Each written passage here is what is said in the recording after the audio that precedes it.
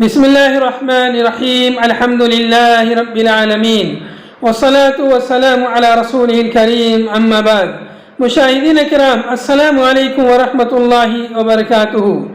آج میں آپ کی خدمت میں کتاب نعمت المنان مجموع فتاوی فضیلت الدکتور فضل الرحمن المدنی رحمہ اللہ سے ایک اہم مسئلہ معتکف کے تعلق سے لے کر حاضر ہوا ہوں کہ حالت اعتکاف میں بیوی سے گفتگو کر سکتے ہیں یا نہیں۔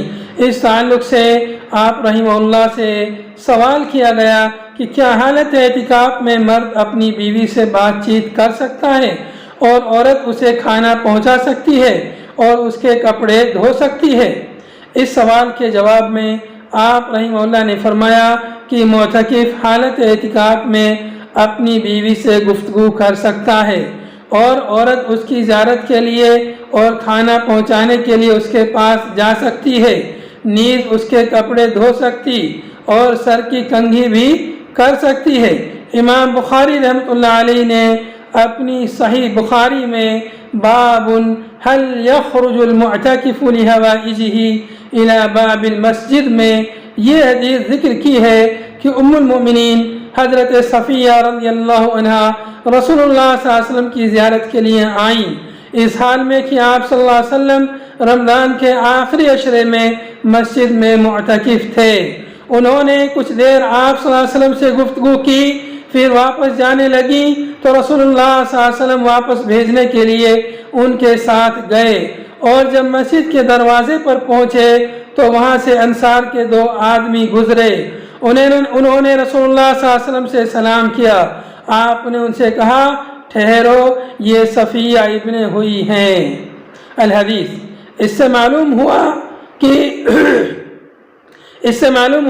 کہ معتکف اپنی بیوی سے گفتگو کر سکتا ہے، اس میں کوئی حرج نہیں۔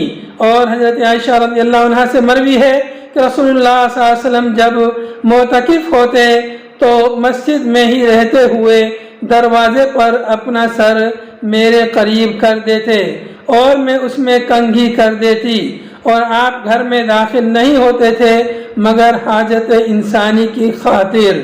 رواہ البخاری۔ اس سے معلوم ہوا کہ حالت اعتکاف میں مرد اپنی عورت سے کنگھی کرا سکتا ہے، اور جب سر میں کنگھی کرا سکتا ہے تو عورت اس کے کپڑے گھر لا کر بدرجہ اولا دھو سکتی ہے۔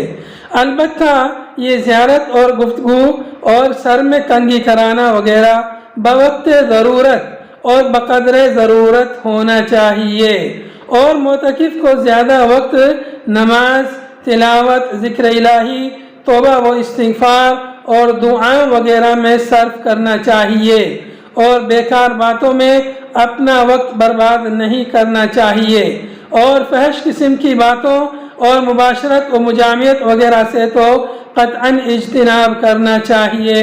وآخر دعوانا ان الحمد للہ رب العالمین۔